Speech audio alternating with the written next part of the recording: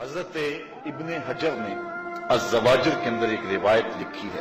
وہ فرماتے ہیں جو شخص نماز ترک کرتا ہے اس کو بہت ساری رسوائیاں ہیں. وہ کہتے ہیں پہلی بات تو یہ ہے کہ اس کی عمر میں برکت اٹھا لی جاتی ہے. دوسری بات اس کے چہرے سے صالحین کا نور اتار لیا جاتا ہے. تیسری بات وہ کوئی بھی عمل کرے اس کا ثواب نہیں ملتا اسے. چوتھی سزا دنیا پر اس کو یہ ملتی ہے اس کی دعائیں قبول نہیں ہوتی. اور پانچویں سزا اس کے لیے یہ ہے کہ اس کے لیے جو نیک لوگ دعا کرتے ہیں ان دعاؤں کا حصہ اسے نہیں ملتا. مومن نیک سحری وقت اٹھ کے دعا مانگتے اللہ پوری امت پر کرم کر دے تو یہ بھی امت میں شامل ہے. دعا اللہ والے کی تو قبول ہوئی لیکن اس کا حصہ نیک لوگوں کی دعاؤں سے نکال دیا جائے. یہ دنیا پر اس کو سزائیں ہیں. اور جب وہ مرنے لگتا ہے نزا کے وقت تین اس کو سزائیں ملتی ہیں. ایک تو بھوکا مرتا ہے, دوسرا پیاسا مرتا ہے, تیسرا ذلیل ہو کے مرتا ہے. اور قبر کے اندر اس کو تین سزائیں ہیں. حضرت امام ابن حجر کہتے ہیں ایک تو اس کی قبر تنگ کر دی جائے گی حتیٰ کہ ادھر والی پسلیاں ادھر اور ادھر والی پسلیاں ادھر. دوسرا اس کی قبر میں آگ ڈالی جائے گی. جو اللہ کے حضور نہیں جھکتا اس کی قبر اس لائق ہے کہ اس میں آگ ڈالی جائے. اور تیسری اس کے اوپر ایک اژدہا مسلط کر دیا جائے گا جس کا نام ہے شجاع الاقرع.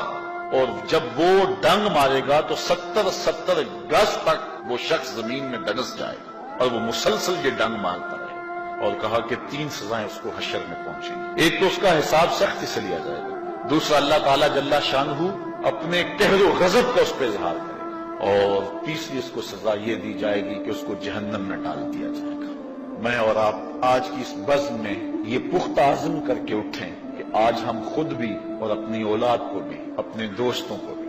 میرے والد گرامی فرمایا کرتے تھے جس سے دوستی ہونا اس کی انگلی پکڑ کے دین کی راہ پہ لے آؤ. یہ دوستی کا حق ہے. اس کے لیے آپ بہت کچھ کرتے ہیں لیکن اگر اس کو دین نہیں دیا تو کچھ نہیں دیا. کوشش کرو میرا دوست ہو اور جہنم میں جائے. والدین بچے کے مستقبل کے لیے کتنی کوشش کرتے ہیں, لاکھوں روپیہ لگاتے ہیں مستقبل ٹھیک ہو جائے. یونیورسٹیوں کے اندر کالجوں کے اندر کتنی بھاری فیسیں بھرتے ہیں. میں نے دیکھا بوڑھا باپ اپنی کمر پہ بوریاں لاد کے مزدوری کرتا ہے. مائیں اپنا زیور بیچ رہی ہیں کہ اولاد پڑ جائے. میاں اتنا کچھ کیوں کر رہے ہو جی مستقبل ٹھیک ہو جائے. یہ مستقبل کتنا ہے 20-25 سال کا. اور جو اصل مستقبل ہے اس کی فکر ہی نہیں کسی. اصل مستقبل تو وہ ہے. اللہ اکبر.